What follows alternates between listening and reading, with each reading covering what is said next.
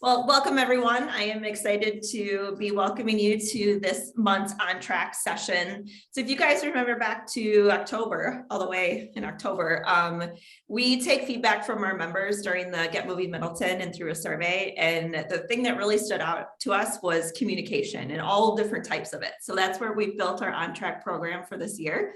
It's all focused on communication. So today we're lucky to have Shelly joining us to talk about working through conflict by communicating. A couple housekeeping items. So we've done Zooms before, but if you can keep yourself off of mute, that would mean that red slash just through your microphone on the bottom. Love to see your beautiful smiling faces, so turn your cameras on. We are going to be taking questions throughout to keep this engaging, so please feel free to type those in chat or take yourself off of mute and ask them. We will wrap up and then be able to stay on afterwards for additional questions. If you guys have things you want to talk directly to Shelly about, please feel free. So Shelly is, with that, I'd like to introduce Shelly. She is focused on delivering professional development and skills development for colleagues and serves as a resource for managers, supervisors, faculty, and staff across the UW-Madison campus. Shelly has worked with campus professionals and stakeholders to create training opportunities, as well as conferences and special events. She has facilitated workshops across the United States, delivering coaching and skill development programs with a natural talent for engaging an audience. Her goal is to connect with listeners and deliver the message in a way that leaves participants more knowledgeable and excited about the subject at hand. So Shelly, I'd love to turn this over to you. Great. Thank you so much, Kristen. I really appreciate it. And welcome, everyone. So happy to be here as Middleton alum, if you will, born and raised and grew up, lived in Middleton all my life until I got married and had children. And now I live in the Sauk City area. So being part of the Middleton community is very important to me. So I am so happy and honored to be here today. And fun fact, those of you who have been in Middleton for a while probably remember the Stam House. It is now 1847. My parents, my mom and stepfather, Jim and Mary Sweeney, owned it for about 34 years. So that was my very first job as an 11-year-old breading fish every Friday night. So a little bit of history there. All right. Well, welcome everyone. Today we're going to hopefully have some fun. It is a Thursday. We're all waiting for tomorrow for Friday. And I just want to take a little bit of time and kind of talk through some tips and tricks to conflict management, how to communicate more effectively through that conflict. So before I do that, I just wanted to give a quick shout out to Badger Talks, which is part of UW-Madison. So I work for the Division of Extension, which is also part of UW-Madison. And Badger Talks really provides a way, it's an outreach program, and it provides a way to spread the Wisconsin idea. So taking everything from the university beyond the borders of campus.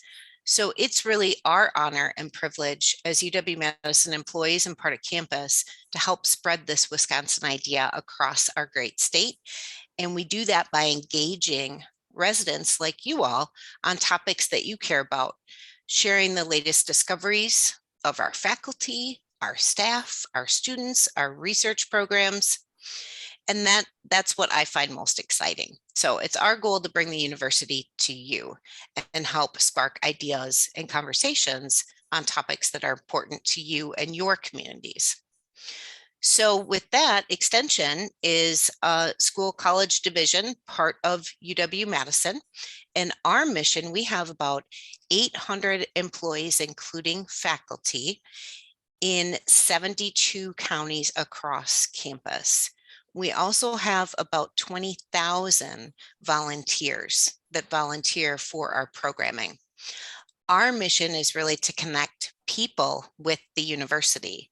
So we offer timely access to educational programming in a multitude of different program areas, and the research that we tap into through our colleagues in all 72 counties. We also have a presence in 5 four-year campuses on Wisconsin and 3 tribal nations. So giving you just a little bit of background there about me and my division. So today, what's our focus? We're going to talk a little bit about why conflict can be super uncomfortable. And I think you all probably could agree with me. It can be a little uncomfortable and it can cause some anxiety sometimes. So we're going to talk a little bit about that. And then we're going to reflect on different styles of conflict. And most importantly, then, how do we have the conversations around it? So how do we mitigate through those challenging situations? What I would like from you all is just to, I'm going to set a couple of ground rules or expectations. Just try to take in today. We all have super busy lives and super busy days. Our priorities get conflicting, our priorities get jumbled. I'd love it if you could just shut those out for this 40 minutes-ish that we're going to be together today and try to get maybe one aha moment. So try to get one thing out of the session. It might not be new information to you. It might be, but if you can take one technique or one thought, one idea, maybe it's just a aha moment that you gleaned along the way. Take that with you and apply it. And then I know, hopefully, that this was meaningful to you. Conflict, we could talk about conflict for probably 30 days. We could have probably all day sessions every day for 30 days and we'd never get to be experts at it. So what I'm going to ask today is we're just scratching the surface here. So expect that there's going to be other things generated by this. And I think that's good because you can take that information back with you to your employer, so you can talk through the things that we've practiced, and you can also leverage this information as you continue to work with the chamber and beyond.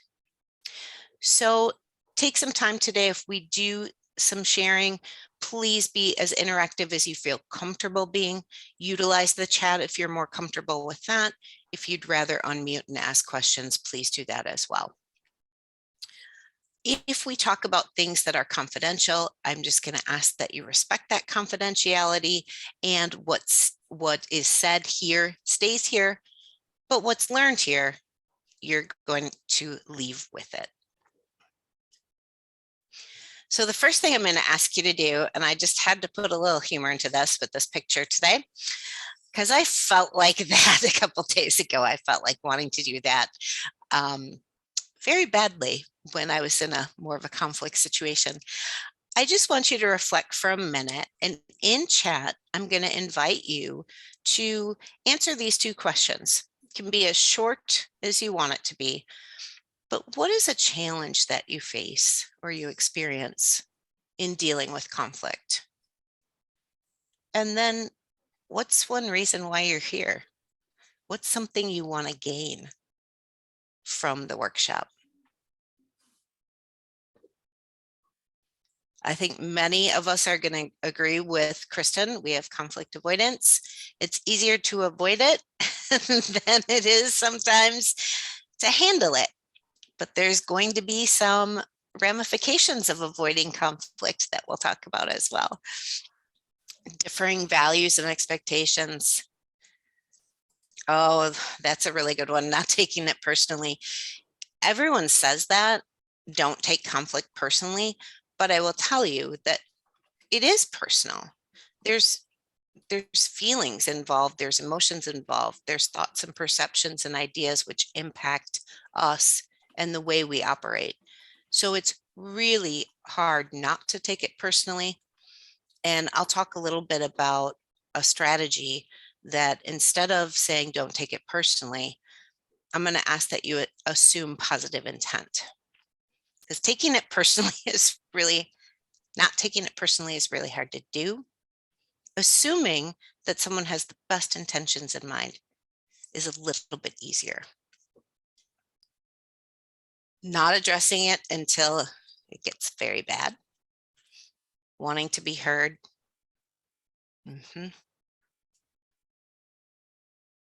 Awesome. So does anybody have anything else to add about what do you want to gain from today? What's one thing that you really want to be able to do. We might not be able to do everything. Being able to get both sides to move past the conflict and come to a group solution. I like that. Dealing with a large volume of conflict. Excellent. Awesome. So we're going to talk through some of those things, and feel free to continue to reflect as you want in chat. And like I said, as we go forward, feel free to unmute, feel free to share thoughts, questions. And if I miss something in chat, Kristen's going to try to keep me on track and make sure that I do get to it. So a quote that I love this quote. It's so perfect. No matter how thin you slice it, there's always going to be two sides. So there's always two sides to everything, sometimes more, sometimes 10 sides or 12 sides, depending on what the situation is.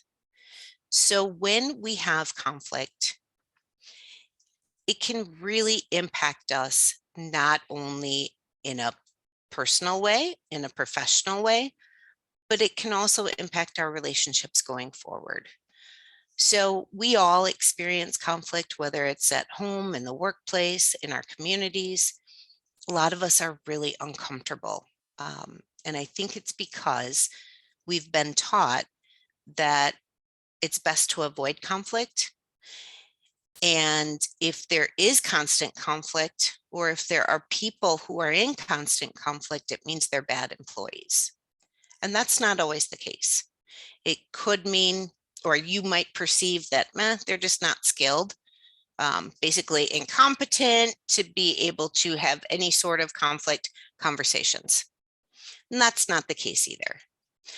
So I want you to think about a time that you've had to either face conflict, or you are facing it right now, or a situation in which there was a conflict.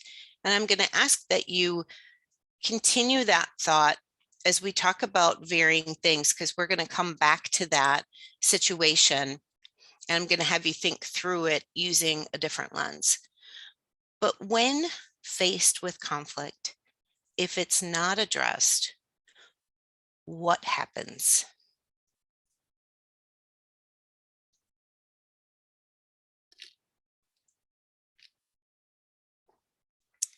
Yeah, thanks for putting that in there, Lisa. Taught to always be nice.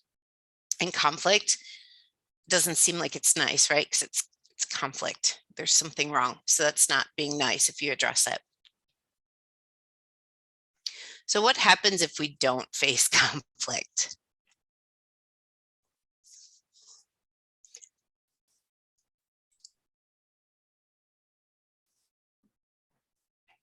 So when I was thinking about it, mine might be better just to verbally say it. I was doing so I run a consignment sale outside of my chamber life. And we have specific rules about who can shop when. And I had a shopper that wanted to not abide by that. So I had to take care of that. Otherwise, all of my shoppers would think that they can do that as well. Yes. And if you didn't address it, then what would have happened? It would have continued to bring up challenges. Oh, well. And Yeah. I see that, in chat. One of the things that I notice, especially in my role, is that conflict doesn't go away. So Kathy put that in chat too. It doesn't go away. And Valerie mentioned the bitterness is going to start to take root.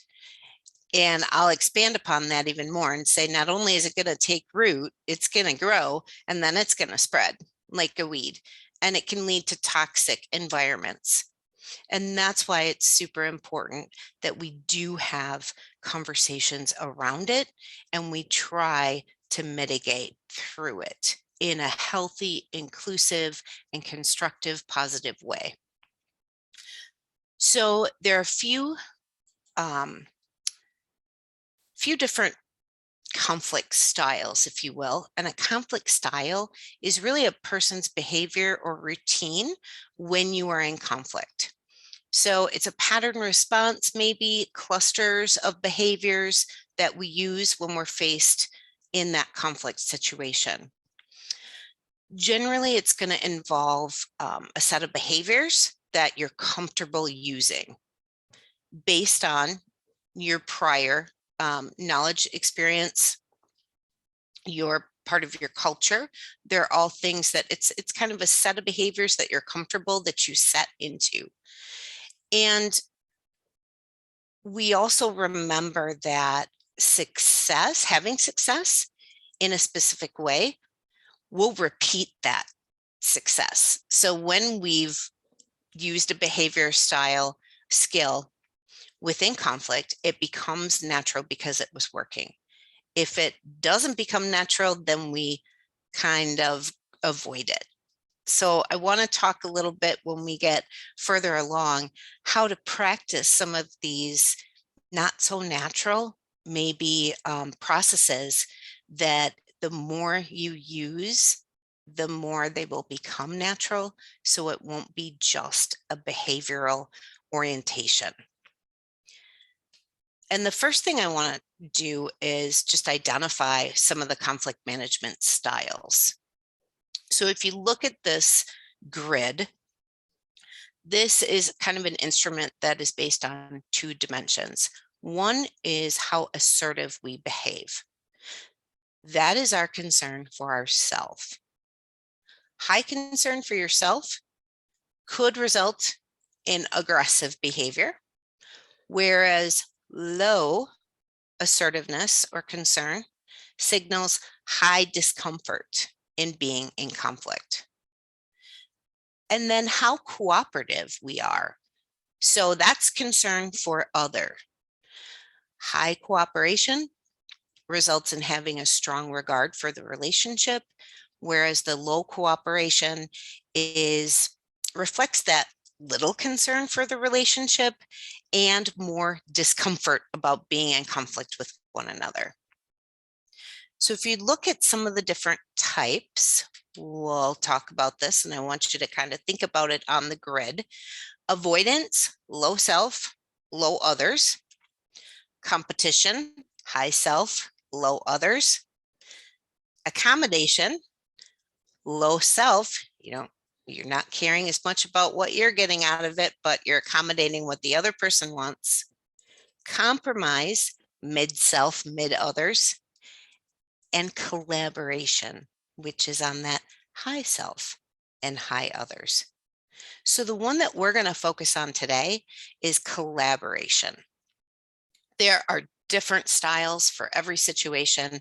The one that I find is most inclusive and meets the needs of both parties or all parties is that collaborative style. That's how I prefer to work, and that's how I feel best motivated to work within that style. So we're going to talk about that today. So there are pieces to the collaborative style, and it's really about working together, searching for commonality. What's our common ground? What's our common goal? We're in this together. We have a vested stake, and we also acknowledge one another's thoughts, feelings, and the legitimacy of the other person's opinion. In our conversations, we're going to propose solutions to one another. Sometimes I have technical difficulties, so I apologize for that. And sometimes you have to call in some help. Call in a third party or a fourth party or a non-biased party. So that's that collaborative style that we'll be talking about. And what I want to do is talk about ways to have that conversation. Because as I said, there's so many different pieces to conflict. We could talk about it forever. But today, I want to dig in to how can you communicate effectively through the conflict with the style of being collaborative. So both in for yourself and in for the other person. So the first thing I think about is, how do I tee it up? How do I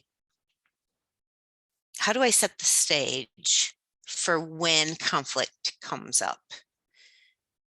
And I say when, not if. It's going to come up. Conflict is going to happen. And I don't always like to quote myself, but I have a quote that I came up with through the years. So I'm going to share that with you. And it is 90%. And now I find it's probably 95% in my experience of conflicts are caused by unclear roles or responsibilities or expectations. If you know how to raise your hand or you know how to do like a thumbs up, do that with me now if you agree with my quote. Awesome. And it's really true. And there's so many ways that we can try to avoid it coming up, but it's always going to be there. You're always going to have conflict about something. So the more you can work on ways to set the stage, to tee it up, the better. And the way that I find works extremely well is to really just be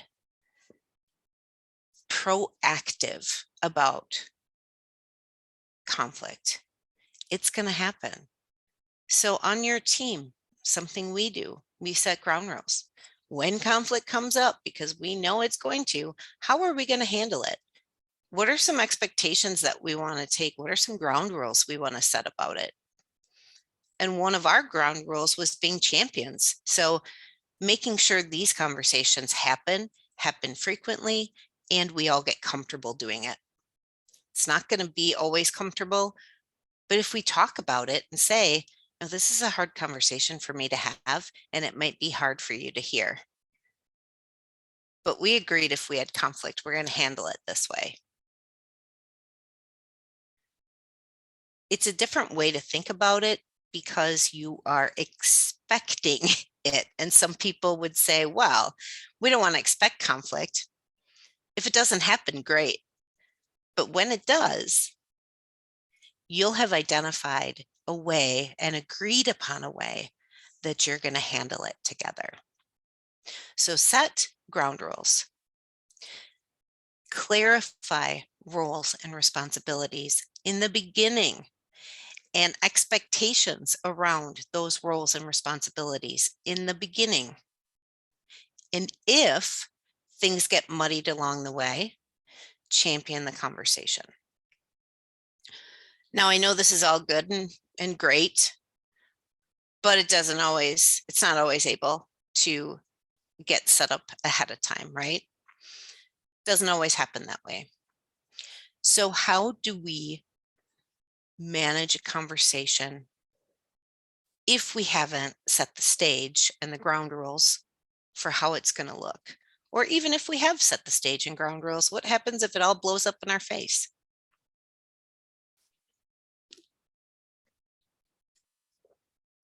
The best thing we can do is to have the conversation. And within the conversation, a first part is identifying what happened.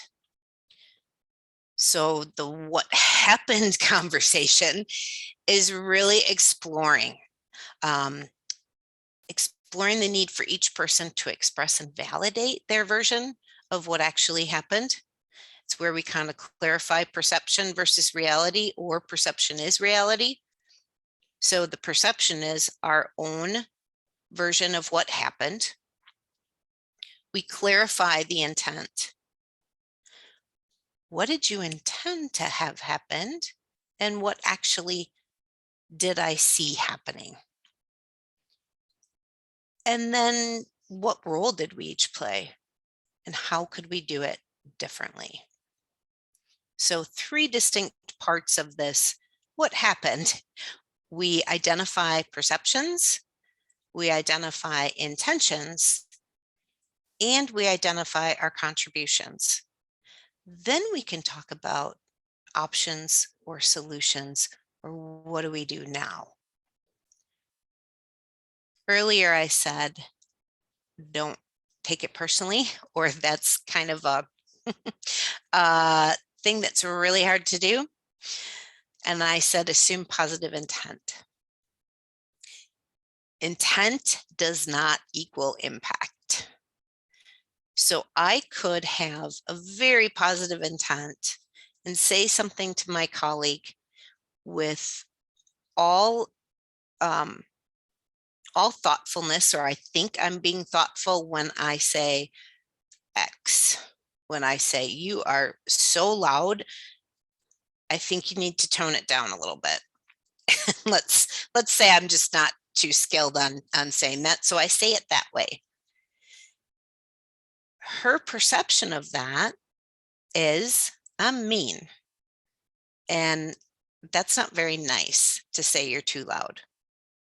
My intent was to tell her when she speaks that loud, it really impacts others in the office, and others get really offended and they feel like they can't get work done, or others get really distracted.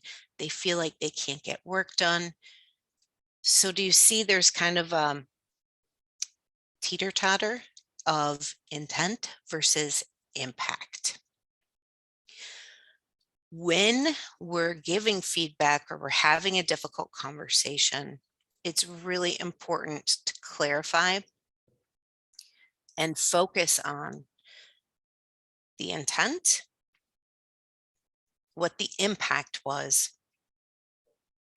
and then we both have a chance and an opportunity to discuss and explain and hear. I'm going to take a pause for a moment and invite you in chat, or if you want to unmute and share an aha moment, if you had one so far, or what you are feeling when we say intent versus impact.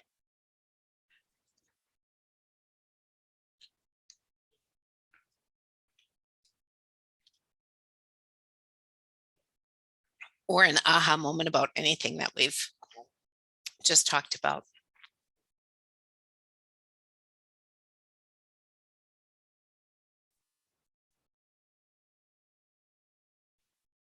This is the interactive part.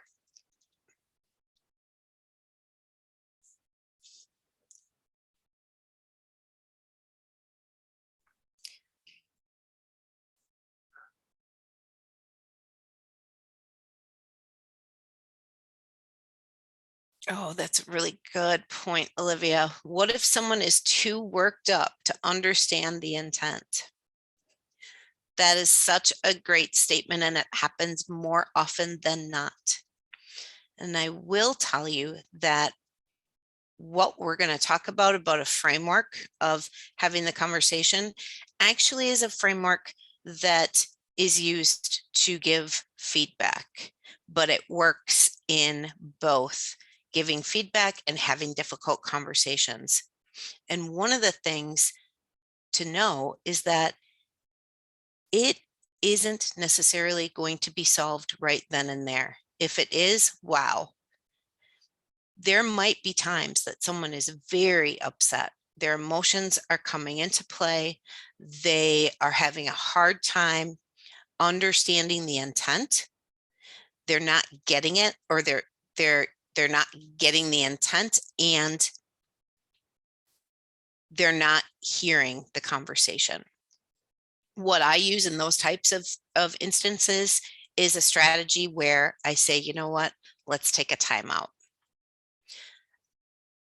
I know that this is upsetting.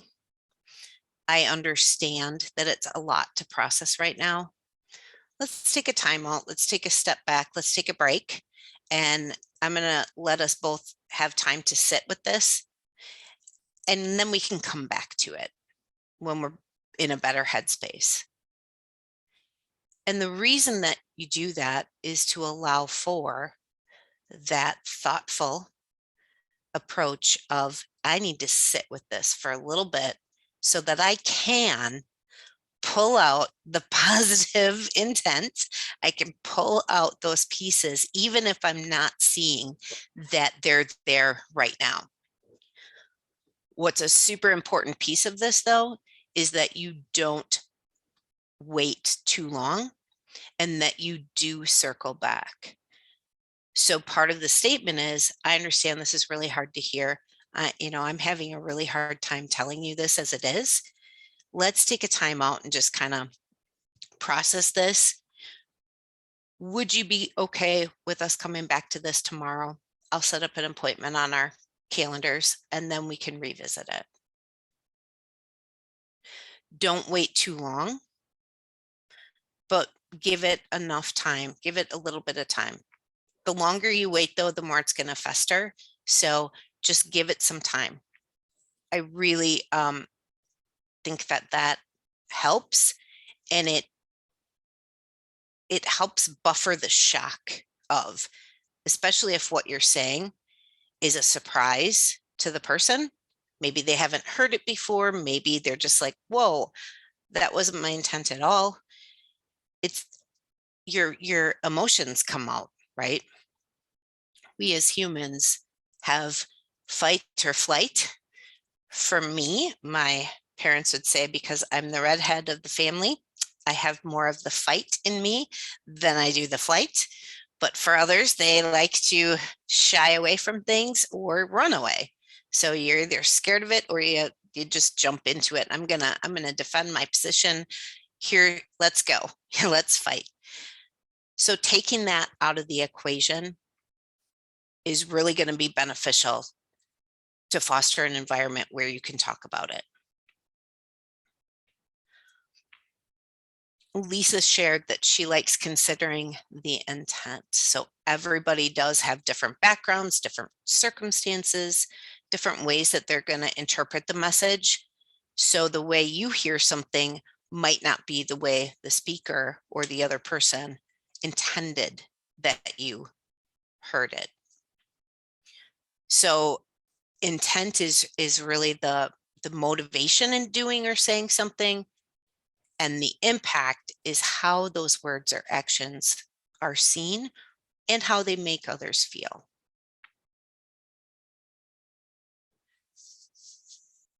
And Valerie, thanks for sharing that too. Even with that approach, you've seen them shut down and refuse acceptance of their side of the conflict. Yeah, that it's challenging. Sometimes they're not going to accept it. And depending on the relationship, so is this a peer to peer? Is this a supervisor and an employee? Or what is that relationship? There are different ways that you're probably going to handle it, right? Sometimes we may have to agree to disagree. I would suggest, though, that in those times that you agree to disagree, talk about, if this comes up again, how are we going to handle it? Or what could we do differently? If someone is shutting down, I would try to clarify where that's coming from. Using a lot of questions for me works, like, what about this surprises you? Or what about this is really hard for you to hear? And if you give someone a little bit of time, they can maybe ponder those questions themselves and dig into it a little bit deeper. Because once we do separate the emotion from what actually happened, we can get to that root of the problem. We can get to that 90%. When we take out the emotion and we dig into it, taking out the emotion is probably the hardest thing to do. So there's a couple of different ways that we can do that.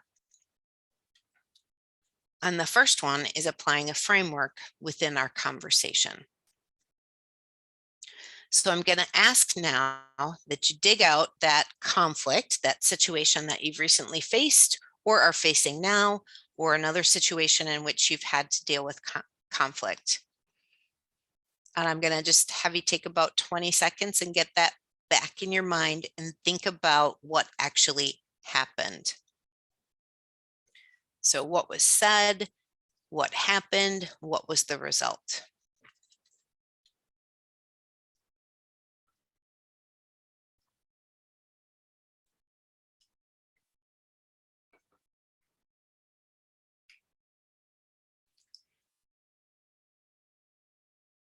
And what I'm going to ask now is, as I go through this framework, I'm going to have you think about how you could have maybe applied this framework.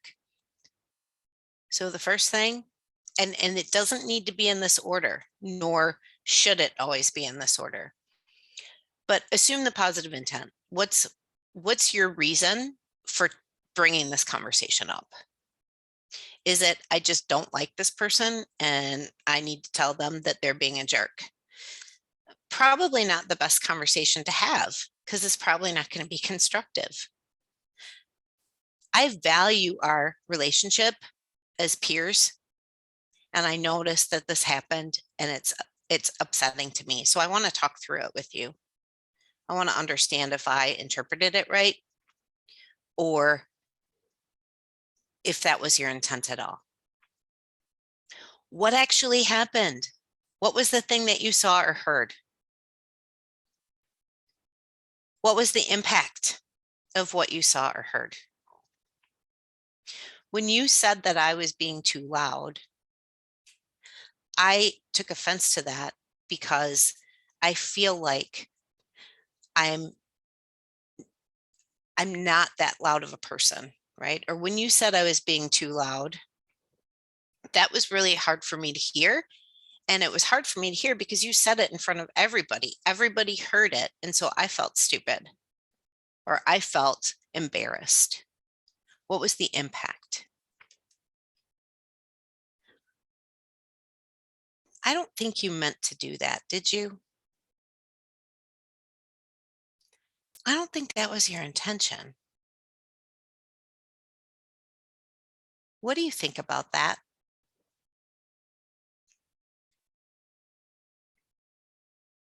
What if this happens again? Or what are some ways we could have handled it differently? If in the future you hear me being too loud, can you come over and tell me so that I can quickly close my door, or I can do this, or I can take my headset, put my headset on? You know, if you hear me being too loud again, instead of yelling at me in front of everybody, could you do this? So think about the framework, the positive intent. What's my reason for saying the message to begin with? If you don't have a reason other than I feel like I have to say it, I would rethink that and see if it's really something that needs to be said. Is it going to have a constructive lens to it? And if not, then that's just criticism. And that's not something that you need to share, because it's not going to have a meaningful action. What was observed? What'd you hear or see? What was the impact? Was that your intention? And then what do we do next? So think about your conflict that you've either had or you're facing. And I want you to think about the conversation. A couple of things that I would ask of you while you're having it, either if you're on the receiving end or the giving end. Listen as much as you are able. Try not to make assumptions. Listen. Identify that positive piece. Or if you can't, ask questions, ask for details, ask clarification. One of my favorite phrases is seek to understand, and be humble in your inquiry. I'm really asking the question not to put you on the spot, but because I truly want to know how I could have handled this differently. The whole don't take it personally, I can't even say that because it is personal. So find something, anything, one little nugget that you could glean from the conversation. And even if you're having a really hard time finding it, try to understand what that positive intent is.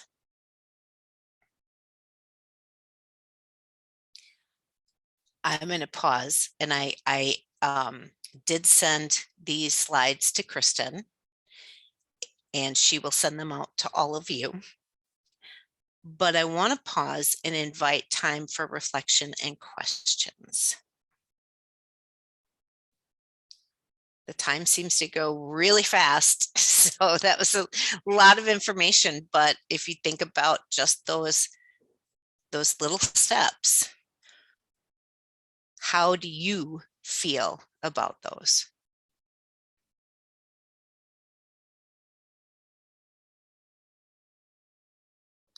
This picture was intentional because as of maybe Sunday or Monday, I'm thinking we're going to have a lot of melting. And then maybe the following week, we might have another ice storm or snow.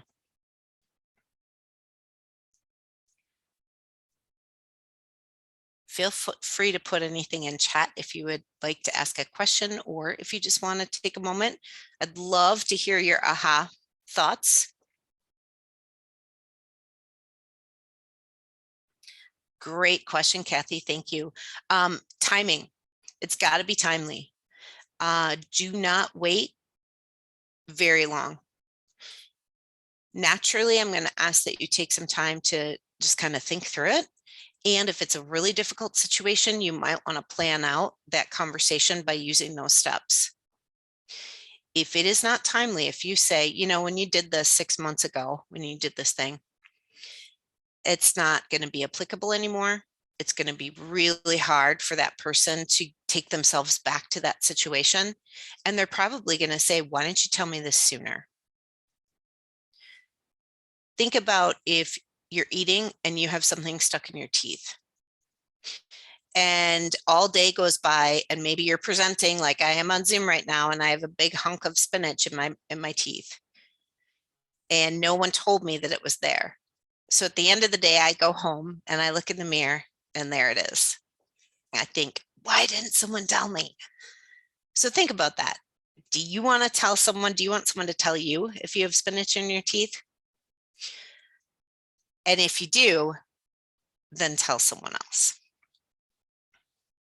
If you need to take time, take a little bit of time for emotions to cool. But I would say within 24 to 48 hours, bring it back.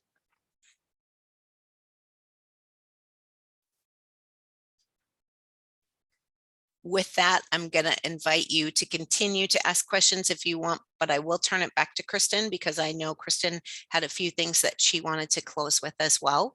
But I really thank you all for your participation, for being here. If there's anything else that you want to talk through, Kristen has my email also. And if you go out to the Badger Talk site, my contact information is out there too. Awesome. Thank you so much, Shelley. We appreciate you being here.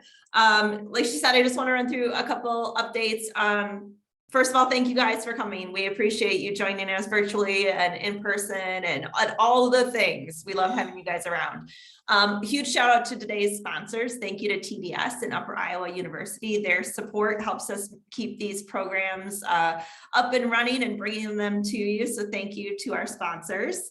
Couple upcoming chamber events for you guys to take note of. We actually added one that I want to mention is Tuesday. We're going to go down to the Village Green for business social hours, so networking. And I just talked to Ron, and if any of you have been into the Village Green and met Ron, he wanted me to pass along a message to anyone I talked to that said, if you're not there, you're missing something really good. So if that's a reason for you guys to join us, we would love to have you. Regional planning for development is our economic development session next week. And then we round out the month with marketing to the next generation of consumers, which is the elder Gen Z generation. That's a mouthful to say. So thank you guys for being here. Thank you to Shelley again. Thank you to our sponsors. We appreciate all of your memberships. Make sure you buy those tickets to Sip Sample Socialize. We'll love to have you there. And with that, we're going to end the program, but we are going to stay on if anyone else has additional questions or comments or things they'd like to share. Thanks for being here.